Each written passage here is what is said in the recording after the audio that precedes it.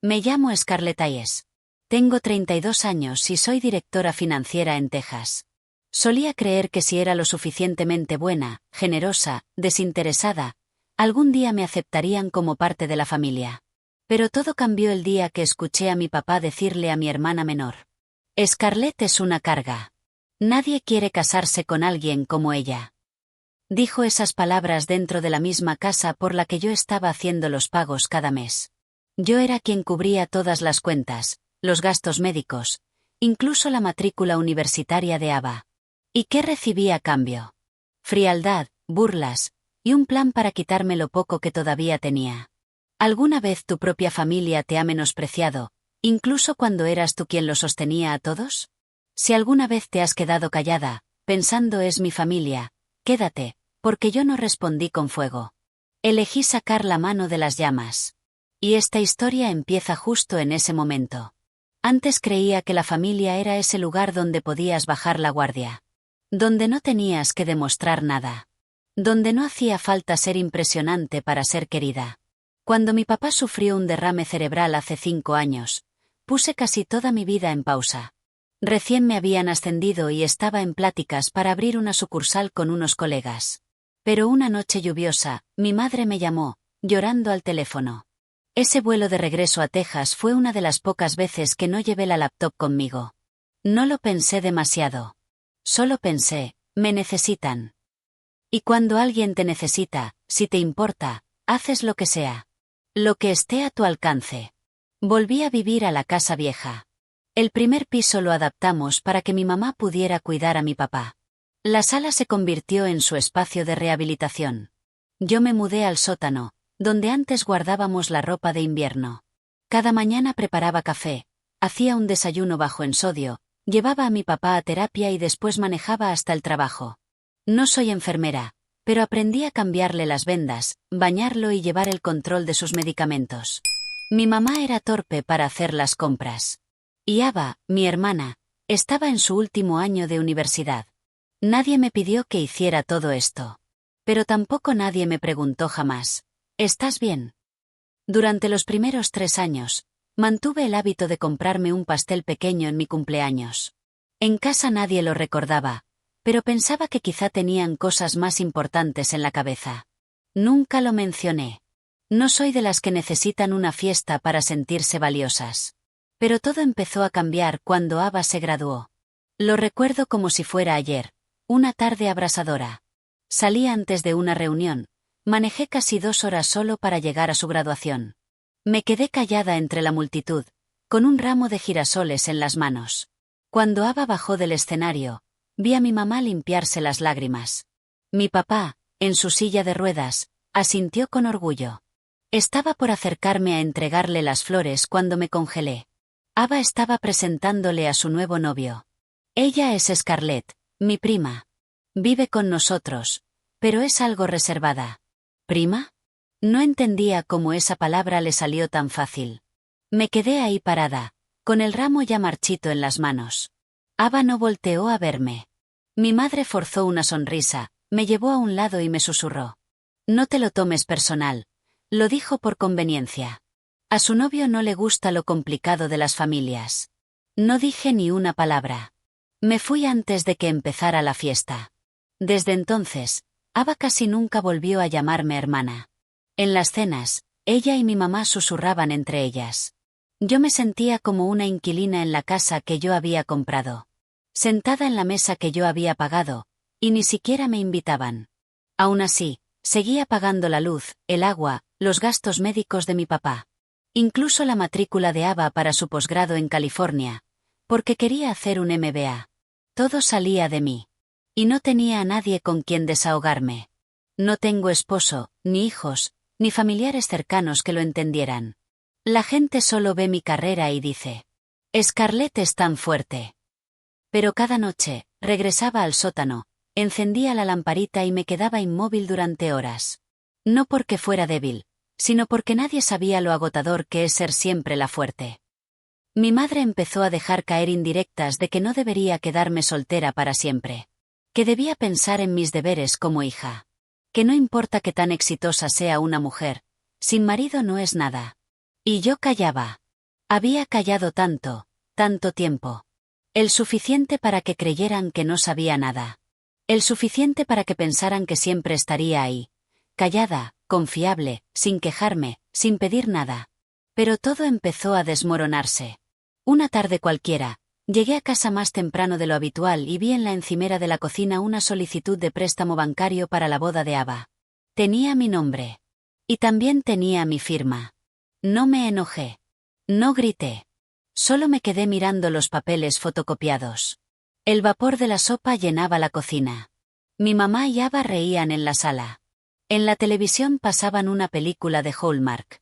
La casa estaba limpia, iluminada, en paz. Como si nada hubiera pasado. Y ahí entendí que tal vez nunca me vieron como parte de esta familia. No lloré. No los maldije. Solo pensé una cosa. ¿Qué quedaría de mí si seguía soportando esto? Y la historia no termina ahí. Porque que no haya reaccionado, no significa que no haya actuado. ¿Alguna vez te has sentido invisible dentro del lugar que tú misma construiste? Ellos pensaron que volvería a callar. Lo que no sabían es que llevaba años preparándome para este momento. Ese fue el instante en el que empecé a recuperar lo que era mío. En silencio. Sin avisar. Pero de una forma que jamás olvidarían. Esa noche no dije nada. Serví la cena como siempre. Le pregunté a mi madre qué te quería. Le ofrecí más carne a mi papá y sonreí mientras Ava mostraba su anillo de compromiso. Todos asumieron que no sabía nada. Que era la hermana mayor, fría pero inofensiva, que asentía y pagaba como siempre. Pero por dentro, algo se había roto. Con calma, sin prisas, con una claridad espantosa, esperé hasta que todos se durmieran. Volví a la cocina y fotografié con cuidado cada hoja del préstamo hipotecario. Mi nombre aparecía como aval. La firma, un intento torpe y tembloroso de imitar la mía, era claramente falsa. Incluso el correo usado no era mío. Una dirección improvisada de un servicio gratuito. Sentí un vacío al ver esos detalles. No por la propiedad, sino por el desprecio. Mi propia familia. La gente a la que le entregué mis mejores años, había falsificado mi nombre para convertir mi casa en parte de su boda. Como si yo fuera solo una cartera. Un instrumento para que ellos tuvieran una vida cómoda sin esforzarse. Esa noche no pude dormir. Me quedé en el sótano, con la lámpara proyectando sombras en la pared, mirando las cajas de cartón que nunca llegué a desempacar, 4 años después de haber regresado. Un cuarto sin ventanas, algo húmedo, frío por las noches. Antes pensaba que no importaba. Mientras mis papás estuvieran cómodos arriba y Ava pudiera concentrarse en estudiar. Nunca pedí justicia. Pero ahora, lo único que quiero es la verdad. Días después, empecé a observarlo todo con más atención. Ava parecía más cómoda en casa ahora. Solía traer a cenar a su prometido, Tyler. De esos hombres que saben exactamente cómo caerle bien a los adultos. Hablaba con educación, siempre traía flores para mi mamá. Ayudaba a mi papá con la silla de ruedas. Pero cada vez que Tyler me miraba, sentía algo frío y burlón debajo de toda esa educación. Una vez, los escuché pasar por el pasillo que daba al sótano. Tyler le susurró a Ava. Tu hermana no se va a atrever a hacer nada. Gente como ella se entierra en el trabajo. Nunca confrontan a nadie. Ava no respondió. Solo soltó una risa suave. Yo estaba detrás de la puerta, apenas entreabierta, con el teléfono en la mano. No porque me sorprendiera, sino porque en ese instante me quedó claro que de verdad creían que yo era débil. Pero lo que más dolió no fue el comentario. Fue que Ava no me defendió. Ni siquiera dudó. Empecé a mirar todo en esa casa con otros ojos. El cuadro del pasillo. Yo lo compré. El sofá de la sala, hecho a medida en Nueva York. La cocina con refrigerador inteligente y cafetera integrada. Eso fue un regalo de Navidad que instalé yo misma para mi madre. No me arrepiento de haber dado esas cosas. Lo que me dolía era haber creído que amar con todo el corazón significaba que te amarían de vuelta. Una semana después, llegué a casa antes de lo previsto. Había cancelado una reunión virtual por un fallo en el sistema. Al abrir la puerta, escuché a mi madre y a Ava hablando en la cocina. No sabían que ya estaba en casa. La voz de mi madre era suave, tranquila como siempre, pero cada palabra era una puñalada. Tienes que asegurarte de tenerlo todo bien sujeto. ¿Entiendes? Scarlett puede ser exitosa ahora, pero una mujer sin su propia familia, sin hijos, eso es temporal. Tarde o temprano va a necesitar a alguien. Esa casa será tuya. Ava se rió y preguntó: ¿de verdad crees que lo va a firmar sin cuestionarlo? Y mi madre, con un tono casi compasivo, respondió: nunca me ha cuestionado. Desde niña. Esta vez no será diferente. Me quedé congelada en la entrada, con la mano aún en el picaporte. No grité. No lloré. No entré como en una escena de telenovela. Solo sentí un vacío brutal. Tantos años de esfuerzo, invisibles. Mi silencio confundido con debilidad. Y ni siquiera me respetaban las personas cuya estabilidad yo había sostenido en silencio. Esa noche, llamé a mi abogada personal. La misma que me había ayudado años atrás en un conflicto interno de la empresa. Le mandé la copia completa de los documentos falsificados y le dije solo una frase: no quiero demandar. Solo quiero preparar bien mi salida. No hizo ninguna pregunta. Solo respondió: entiendo. Y te voy a proteger de cualquier golpe. Incluso de la familia. Desde ese momento, dejé de ser la hija callada que solo aguantaba. Comencé el camino para recuperar lo mío. No por venganza, sino para recordarles algo. Hay personas que, cuando retiran sus manos del peso, toda la casa se derrumba. Empecé a moverme despacio, en silencio. Como había vivido todos esos años en esa casa. Callada, servicial, invisible en las conversaciones donde ni siquiera mencionaban mi nombre. Mi abogada, la señora Reynolds, me recomendó reunir más pruebas antes de actuar. Para proteger mis bienes. Y para cubrirme ante cualquier represalia si la verdad salía a la luz. Diseñamos un plan en 3 pasos. Recuperar el control legal de la casa. Transferir gradualmente todos los bienes a mi nombre. Preparar una salida limpia, sin dejar espacio para que distorsionaran la historia o se hicieran las víctimas. Empecé con la cuenta bancaria. La casa estaba a mi nombre, pero mis padres manejaban los pagos automáticos. La hipoteca se pagaba desde una cuenta conjunta que yo misma había creado años atrás para sus necesidades diarias.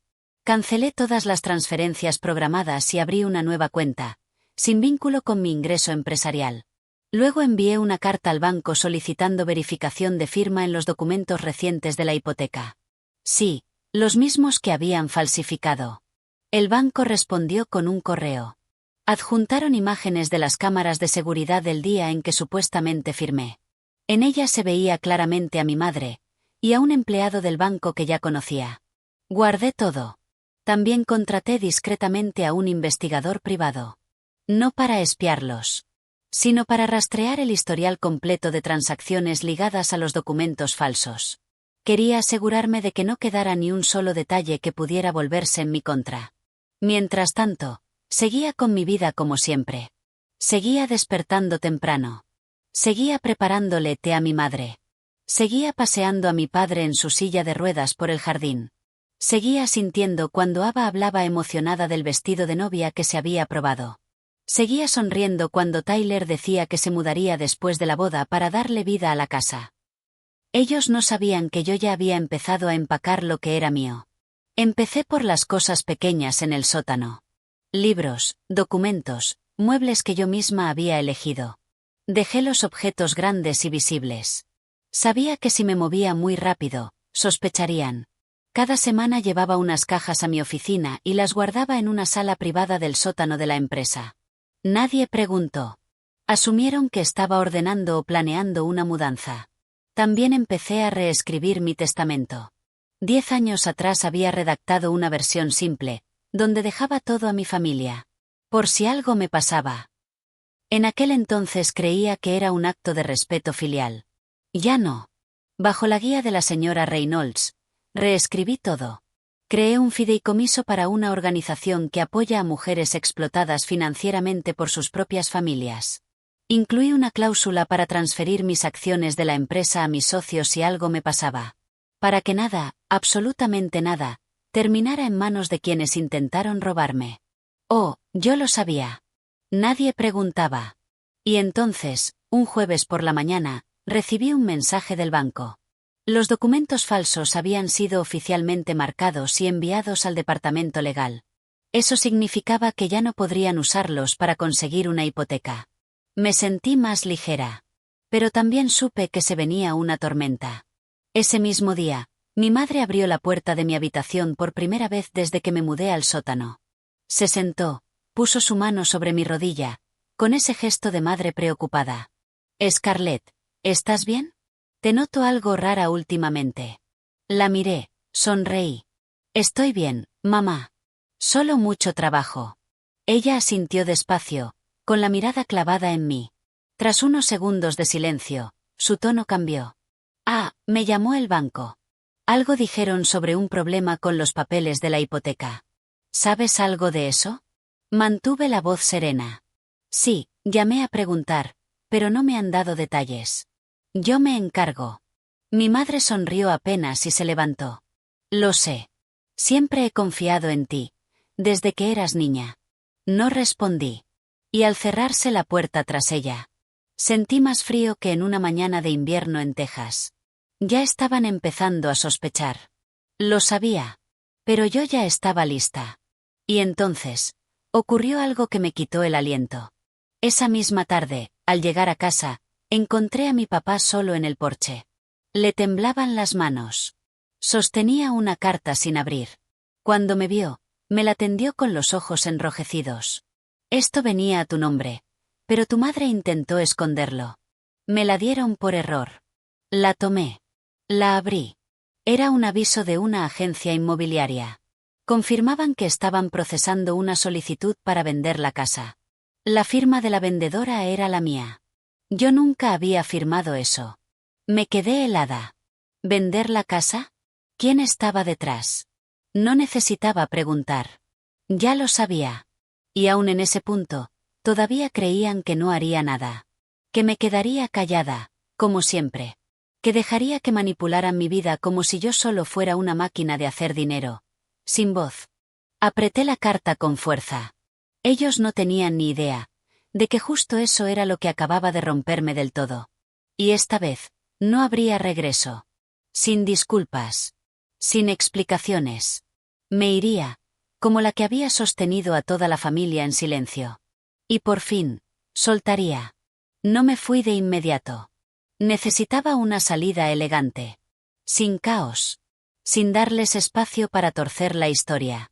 Para decir que los abandoné. Que fui una ingrata. Quería que cuando saliera por esa puerta, nadie pudiera usar mi nombre para seguir viviendo en la mentira. En las siguientes 3 semanas finalicé todos los trámites con la señora Reynolds. Se anuló la transferencia fraudulenta de la propiedad. Vacié por completo el sótano. Programé una mudanza para el lunes por la mañana, cuando todos estarían fuera de casa. No dejé una carta. Ni una explicación. Ya no necesitaban más palabras mías. Me mudé a un pequeño departamento en North Austin. No muy lejos, pero lo suficiente para evitar visitas sorpresa. Pequeño, tranquilo, sin recuerdos. Pero lo que más me sorprendió fue su silencio. Ni una llamada. Ni un mensaje. Ni una sola pregunta. Al principio pensé que tal vez se sentían avergonzados. O que estaban esperando el momento adecuado para hablar. Pero pasó una semana. Luego 2. Luego un mes. Y entonces entendí que realmente creían que yo iba a volver. Que iba a ceder, como siempre. Y eso dolía más que cualquier insulto. No necesitaban decir vete, porque en el fondo, nunca quisieron que me quedara. Esa primavera, acepté una invitación para hablar en un seminario de finanzas en una universidad local.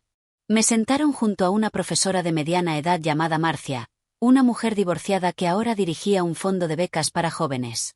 Cuando le conté que había sostenido económicamente a toda mi familia durante casi 10 años, me miró fijamente un momento. Y luego me preguntó: ¿y alguna vez has pensado que mereces ser amada, sin tener que pagar por ello? No supe qué responder. Guardé silencio el resto de la cena. Esa pregunta me persiguió durante días. Porque nadie me la había hecho jamás. Y porque yo nunca me había permitido creer que fuera posible. Pensé en mi madre, en Ava. En todas las comidas que cociné, los regalos que di, los viajes que pagué. Solo para escuchar un simple gracias. Pero entonces, después de 3 meses de silencio, recibí la primera llamada de mi familia. Era Ava. Su voz era suave, casi como una brisa que pasa. ¿De verdad te mudaste? ¿Por qué no me dijiste nada? Sonreí apenas. ¿Necesitabas que dijera más? Ava no respondió. Pasó un segundo. Luego suspiró. Mamá está enferma. Tuvo un problema cardíaco hace poco. Estuvo hospitalizada 3 días. Apreté el teléfono. ¿Me llamaste por eso? No, no es solo por eso. Ava dudó. Solo pensé que debía saberlo. Ya lo sé, interrumpí. Y espero que esté bien. Pero no voy a volver. Ava no discutió. Solo se quedó callada. Y colgó. No lloré. Pero la garganta se me cerró. Días después, recibí una invitación para la nueva fiesta de compromiso de Ava. Más pequeña esta vez. Sin tanto lujo como la que habían planeado antes. No tenía intención de ir. Pero, en el fondo, sabía que sí lo haría. No por ellos. Por mí. Necesitaba mirarlos a los ojos, y saber que ya no les tenía miedo. La celebración fue en un restaurante cerca de donde solía vivir. Cuando entré, todas las miradas se giraron hacia mí. No porque llegara tarde, sino porque no esperaban que apareciera. Mucho menos con un vestido azul marino nuevo, la cabeza en alto, y la mirada firme. Mi madre estaba al fondo de la mesa. Más delgada que antes, con una venda todavía en la muñeca. Cuando me vio, se quedó congelada un segundo, y luego desvió la vista. Mi padre no estaba. Había fallecido un mes después de que me fui. Una noche tranquila, sin palabras finales. No me informaron hasta después del entierro. No los culpé. Solo sentí vacío. Ava se acercó, con una sonrisa débil. ¿De verdad viniste? Asentí. Felicidades. Abrió la boca para decir algo, pero levanté la mano. No hacen falta explicaciones. Vine a dar mi bendición. Y a cerrar este capítulo. Ava me miró por primera vez con los ojos de una mujer adulta. Ya no era la hermana menor escondida tras la sombra de la mayor. Quizá, por fin, empezaba a entender. Antes de irme, le entregué el regalo. Un libro sobre finanzas familiares. Dentro, una línea escrita a mano en la primera página. No intercambies amor. No es algo que se compra con el sacrificio de otro. No sabía si lo leerían o si lo tirarían. Pero para mí, ese era el último mensaje que dejaría atrás. Pensé que esa fiesta sería el final. Que al salir de ese restaurante, todos los lazos quedarían rotos. Pero la vida nunca termina de forma tan limpia como uno espera. Una mañana, a principios de verano, recibí un sobre urgente del despacho de abogados que representaba a mi madre. Dentro había una copia de un formulario de autorización temporal de bienes, firmado supuestamente por Scarlett Hayes. En él, autorizaba la transferencia de la casa en Houston y una cuenta de inversión conjunta a nombre de Ava, citando la mala salud de mi madre y la necesidad de apoyo financiero. Se me heló la sangre. Yo jamás firmé ese documento. Llevé el archivo inmediatamente con la señora Reynolds. Lo revisó una vez, frunció el ceño y dijo: «Esto es falso. Esa firma no se parece en nada a la tuya». Me quedé en silencio, paralizada. Un escalofrío me recorrió la espalda. Después de todo lo que había pasado, ¿aún no paraban? ¿Aún seguían? ¿De verdad creían que, si mentían con cuidado, yo me quedaría callada otra vez? No les importaba mi cariño. Solo mis bienes. Vamos a preparar una demanda, dijo mi abogada. Pero antes necesito que confirmes que todos tus activos estén ya registrados a tu nombre. Todo está transferido. Solo queda una inversión antigua de cuando mi padre vivía. Aún está bajo los 3 nombres. No me ha dado tiempo de separarla. Reynolds asintió, respiró hondo. Entonces vamos a actuar más rápido que ellos. Los días siguientes viví como un fantasma entre 2 mundos. Por un lado, el trabajo. Firmaba contratos, sonreía, lideraba juntas de accionistas como si nada ocurriera. Por el otro lado, el despacho de abogados, donde pasaba horas revisando acuerdos antiguos, transacciones que alguna vez confié a mi familia. Y entonces, Ocurrió lo inevitable. Un viernes por la mañana, Ava apareció en mi oficina. Sin aviso. Sin cita. Entró directamente, con los ojos rojos, apretando un montón de papeles arrugados. ¿De verdad vas a demandar a mamá? Casi gritó, ignorando al personal que la observaba. Me puse de pie, intentando mantener la calma. Entra. Cuando cerré la puerta, Ava arrojó los papeles sobre el escritorio. ¿Sabes lo enferma que está? Los doctores dicen que quizá no pase del invierno. ¿Y tú? ¿La vas a demandar? Abrí el expediente. Era el documento de autorización falsificado. Si quieres hablar, entonces dime la verdad. ¿Quién escribió esto? Ava no respondió. ¿Lo firmaste tú? ¿Sabías que era falso? Guardó silencio. Luego bajó la cabeza. No pensé que lo descubrirías. Me aferré al brazo de la silla. La garganta seca. Después de todo lo que hice, al menos pensé que intentarías comprender. No necesito lástima. Solo justicia. Pero aún así elegiste su lado. La ayudaste. No elegí a nadie, Scarlett, respondió Ava, con la voz quebrada. Solo, no quería perderlo todo. Mamá dijo que si no actuábamos rápido, nos quedaríamos sin nada. Solo quería salvar algo. Para la familia. ¿Familia? Solté una risa amarga. ¿La misma que me usó como cajero automático durante 10 años? ¿La que falsificó mi firma para quedarse con lo poco que me quedaba? Ava se cubrió el rostro, llorando. Lo siento. De verdad lo siento. Me levanté. Mi voz era más suave ahora. La Scarlett que conocías, murió el día que te quedaste callada mientras mamá me llamaba una carga. La mujer que está aquí ahora, nunca volverá a dejarse pisotear. Ava se fue sin decir una palabra más. No la detuve. Días después, la demanda fue presentada en la corte. Yo no quería demandar a mi madre. Pero no me dejaron otra opción. Era la primera vez que me elegía a mí. No por venganza. Sino porque quería sobrevivir. El equipo legal de mi madre intentó llegar a un acuerdo. Ofrecieron una pequeña compensación, a cambio de que yo retirara la demanda y publicara un comunicado diciendo que todo fue un malentendido administrativo. Me negué. Una semana después, la prensa empezó a murmurar. No porque yo fuera famosa, sino porque mi madre era conocida en el mundo de la caridad local. Los rumores de una disputa familiar por fraude de herencia y firmas falsificadas se esparcieron rápido. Yo no dije nada a la prensa. Solo emití un comunicado. No quiero que nadie vaya a la cárcel. Solo quiero vivir en paz. Algo que no he tenido en más de 10 años. Una sola frase fue suficiente. Pero para mi madre, tal vez fue un golpe más fuerte que cualquier fallo legal. Se retiró de su trabajo social. Canceló todas sus actividades públicas.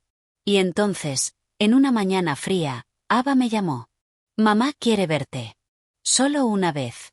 No para pedirte perdón. Solo para decir adiós. Guardé silencio. Y luego respondí. De acuerdo. Pero no en mi casa. Nos vemos en la oficina de mi abogada. Con testigos. Con documentación. Ya no era tan ingenua como para quedarme a solas con alguien que una vez usó la maternidad como arma. Y sabía que esa reunión sería el verdadero final.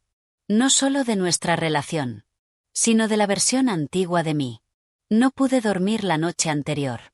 Aun sabiendo que estaríamos en la oficina de la señora Reynolds, con testigos, grabadoras y protección legal. El pecho se me apretaba. Como si me preparara para una guerra con la misma mujer que me dio la vida. A las 8 en punto, llegué temprano. La sala de juntas era tal como la recordaba. Paneles de madera oscura, luz suave, un muro de cristal que daba al pequeño jardín. Me senté en mi silla de siempre, junto a mi abogada, y coloqué una botella de agua frente a mí para tener algo entre las manos. 15 minutos después, mi madre fue escoltada adentro. Estaba más delgada que la última vez. Los ojos hundidos. Las manos temblorosas mientras dejaba su bolso en la silla. Nadie habló por un largo rato. Finalmente, me miró. Sus ojos no tenían orgullo, ni esa imagen pulida de autoridad moral. Solo una mujer, desnuda de toda máscara. Scarlett, gracias por aceptar verme. Asentí apenas. No dije nada. Sé que esto se fue demasiado lejos. Y si crees que me arrepiento de haber dejado que Ava hiciera lo que hizo. Sí, me arrepiento.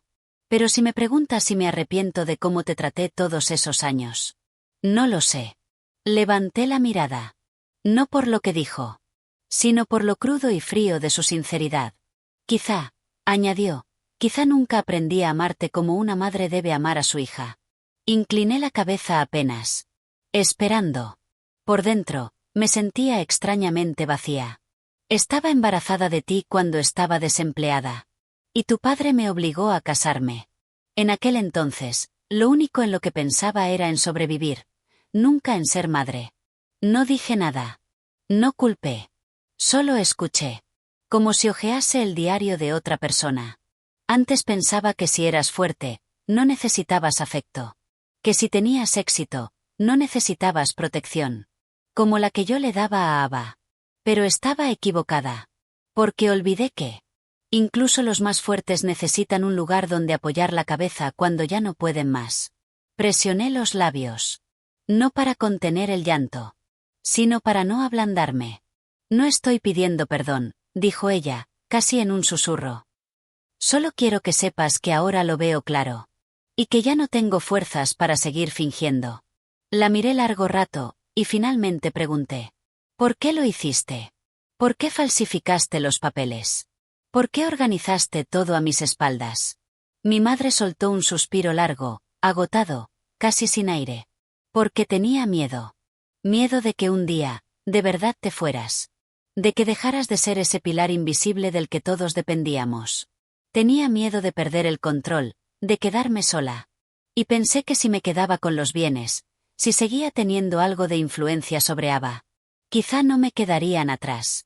Apreté ligeramente las manos. Lo que sentí en ese momento, no fue enojo. Fue tristeza.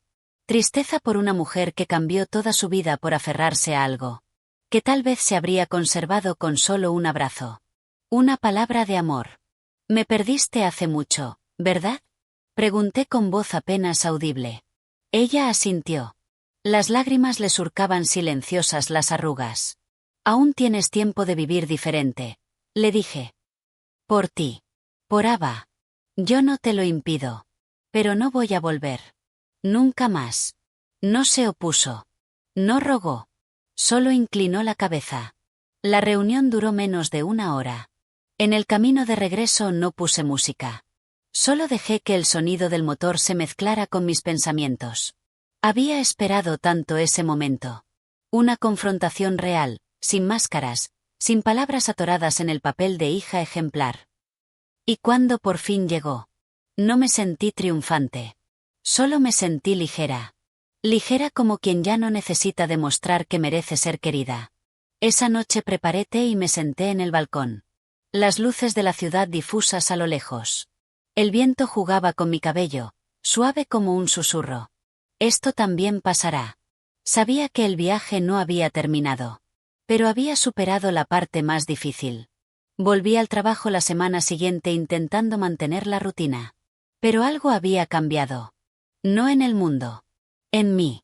Ya no sentía la necesidad de forzar nada. No más actuaciones.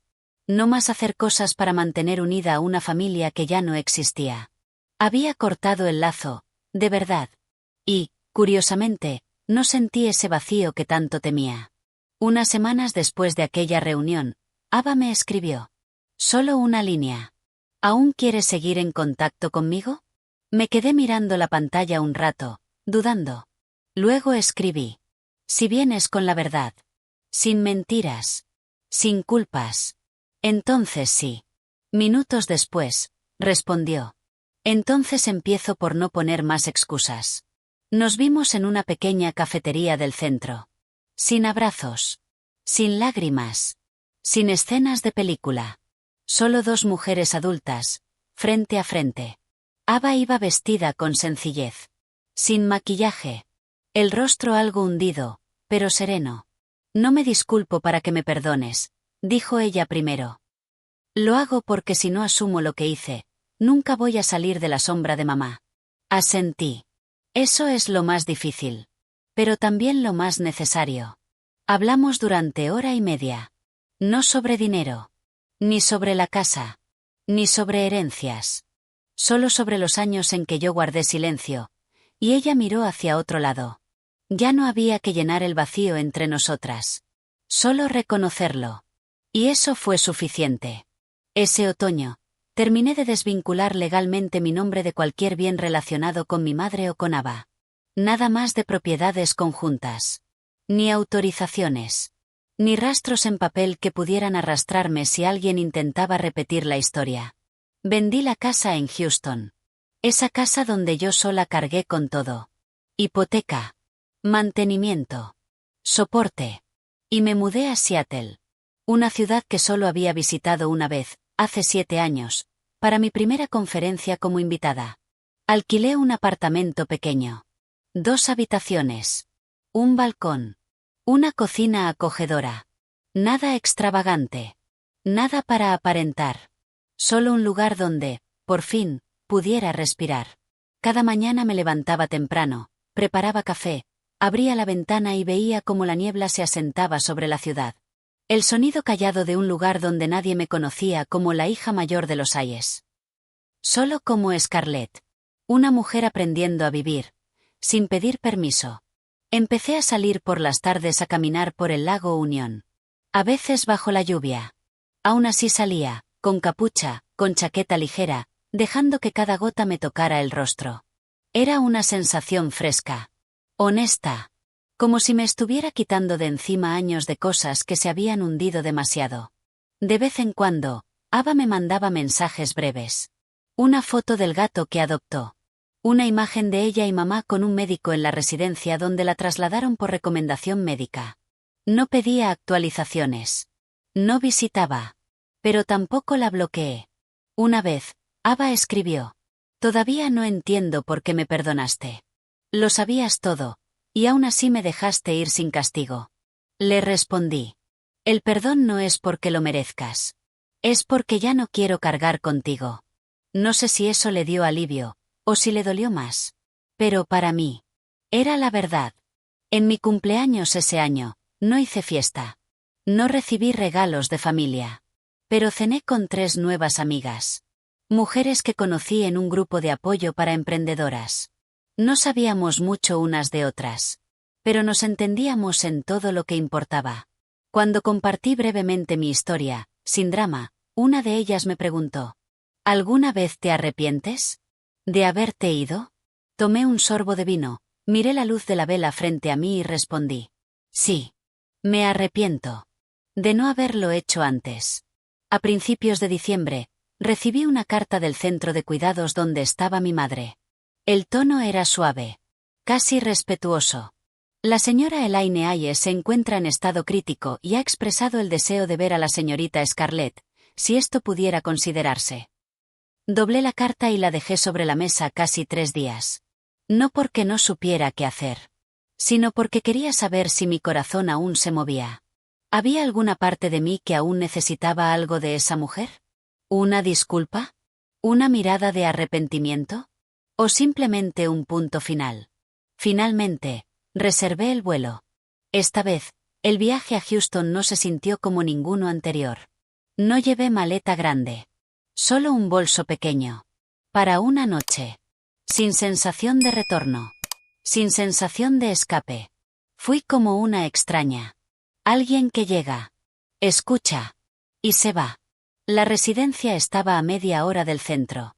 Al entrar, el olor a desinfectante mezclado con lavanda me envolvió. Una mezcla surreal de cuidado y distancia. Una enfermera mayor me llevó a la habitación. Mi madre estaba recostada de lado, mirando por la ventana. Un libro abierto sobre las piernas. Había perdido mucho peso. El cabello completamente gris, pero aún peinado con esmero. Cuando escuchó pasos, se giró. Sus ojos ya no eran fríos ni calculadores. Solo estaban cansados. Y rendidos. «Scarlett, viniste». Asentí. No me acerqué. No me senté. Dijeron que querías verme. Ella apretó los labios como buscando palabras. Y exhaló con suavidad. «No tengo nada que decirte que no sepas ya. No espero perdón. Solo, quería verte tal como eres. No como la hija responsable. No como la mujer de la que dependí para todo. Solo como tú. Me quedé quieta un momento. ¿Y qué ves? Me miró largo rato. Y dijo, en voz baja. A una mujer que yo nunca me atreví a ser. Fuerte, callada, pero no cruel. No supe qué sentir. Por un segundo quise reír. Porque mi madre, la misma que había controlado cada parte de mi vida con emociones, ahora intentaba despedirse con amabilidad. Yo no había venido por confesiones. Ni a probar nada. Solo quería que, si era la última vez, no quedara nada sin cerrar. Ella asintió. Su voz temblaba. Tienes razón. No dejes nada sin cerrar. Como yo te dejé a ti. No dijimos nada más. Me senté junto a su cama. No hubo manos entrelazadas. Ni consuelo. Solo silencio. Entre dos mujeres. Dejando que ese espacio dijera el resto. Al levantarme, no me detuvo. Solo dijo una frase. Tan suave, que casi no la escuché. Gracias, por no hacerme sentir completamente insignificante. Me giré. No para responder, sino para guardar ese instante en mi memoria. No como algo bonito, sino como prueba de que, incluso quienes nos hieren, también cargan sus propias heridas. Aunque eso nunca lo justifique todo. Regresé a Seattle al día siguiente. Nadie supo a dónde fui. Nunca se los dije. Pero esa tarde, de pie en el balcón, viendo el sol ponerse a lo lejos, sentí que algo dentro de mí, por fin se había depositado. Ligereza. No perdón. No olvido. Solo la libertad, de ya no cargarlo. Abrí la laptop y retomé un proyecto de subvención que llevaba 2 años planeando. Un fondo de apoyo para mujeres emocionalmente manipuladas dentro de sus propias familias. Pero esta vez no escribía como víctima. Escribía como sobreviviente. Como alguien que ahora entendía que todo el camino recorrido, si había valido la pena. En primavera, recibí una carta escrita a mano de Ava. No un mensaje. No un email. Una carta real. Su letra seguía siendo suave, como cuando éramos niñas. Pero ahora era más firme. Más consciente. Escribía que mamá había fallecido la semana anterior, en su sueño. Sin dolor. Sin lucha. Y sin nadie a su lado, salvo una enfermera nocturna. Ava llegó al día siguiente a firmar los papeles y hacer los arreglos. La enterró en un cementerio pequeño, a 20 minutos de Houston. Rodeada de lápidas antiguas. Sin flores. Sin rostros conocidos. No invité a nadie, escribió Ava. No por rencor. Solo creo que mamá no hubiera querido un funeral falso. En el fondo, ella sabía que ya no tenía a nadie cerca. Al final de la carta, añadió. Si quieres, te puedo mandar la carta que mamá dejó. No respondí de inmediato. Pero una semana después le escribí. Guárdala. Si algún día necesito leerla, te lo pediré. Guardé su carta en una cajita junto a mi escritorio. Donde guardo cosas que aún no sé si conservar, o soltar. Mi trabajo, en los meses siguientes, se volvió extrañamente intenso. Quizá porque ahora todo lo hacía con más intención. Acepté una propuesta para ser asesora financiera de una organización que apoya a madres solteras después del divorcio. La mayoría eran de comunidades de bajos recursos del Medio Oeste. Mujeres, algunas más jóvenes que yo. Otras que nunca terminaron la secundaria. Pero todas con una mirada que reconocí como propia. Cansadas. Agotadas. Y aún así. De pie por sus hijos. No daba discursos. Solo escuchaba. Compartía mi historia. Hacía preguntas. Y les ayudaba a entender que incluso cuando te han hundido, todavía puedes recuperar algo de tu valor. En una reunión comunitaria, una mujer de mediana edad se me acercó. Su rostro estaba marcado por el tiempo. Sus ojos, como si hubieran visto tormentas. Señorita Ayes, me dijo, leí un poco de su historia. Solo unas líneas en un artículo. Usted sostuvo a toda su familia, ¿cierto? Asentí. Yo también lo hice. Sonrió levemente. Solo que yo lo perdí todo. Mi casa ahora está a nombre de mi ex-yerno. Vivo con asistencia del Estado. Pero ¿sabe qué? Nunca me he sentido más en paz. Porque al menos ya no tengo la ilusión de que me querían por quien yo era. La miré largo rato. Luego tomé su mano con suavidad. La paz nunca llega sin costo. Pero una vez que llega, es difícil que se vaya. Ella rió suavemente. Pero fue una risa real. Esa noche, al volver a casa, miré un cuadro que mi madre pintó el día que me gradué. Un cuadro que nunca me dio. Solo lo guardó en silencio. Como si no pudiera admitir lo que significaba. Ahora cuelga en mi oficina. No como tributo a la maternidad, sino como recordatorio. Hay cosas que no necesitan explicación. Ni perfección. Para seguir existiendo como parte de la memoria. Esa noche escribí una entrada en mi diario. No para conservar. Solo para decirlo en voz alta, a mí misma. Scarlett. Nadie te enseñó cómo perdonar a una madre que destrozó tu infancia. Pero has aprendido a dejar de necesitar una disculpa. Has aprendido a irte, sin azotar la puerta. Elegiste el silencio. No porque seas débil, sino porque ahora entiendes que el silencio también es una voz. Cuando nace desde dentro. Dejé la pluma, me levanté, y abrí la ventana. La brisa nocturna entró. Ligera. Fresca. La ciudad seguía despierta. Pero yo había empezado a cerrar un capítulo larguísimo. No para olvidar, sino para vivir. Quizá. Todo ha cerrado su círculo. No con gritos. Ni con ira. Sino con la fuerza callada de alguien que ha caminado lo suficiente como para no tener que mirar atrás. Y sé que cada uno de nosotros tiene a una Scarlett en su vida. Tal vez fuiste tú quien cargó con todo, sin reconocimiento. Tal vez te hirieron aquellos que llamabas familia. ¿Y tú? ¿Qué piensas de la forma en que elegí soltar? No para huir, sino para vivir en paz. Déjame tus pensamientos abajo. Me encantaría conocer tu historia. Saber si también has pasado por algo que solo tú puedes entender. Y si este tipo de historia significa algo para ti. No olvides seguir el canal. Así podremos seguir explorando juntas las verdades crudas y silenciosas de la vida familiar. Donde tantas cosas comienzan. Y donde, a veces, también aprendemos a terminar con dignidad.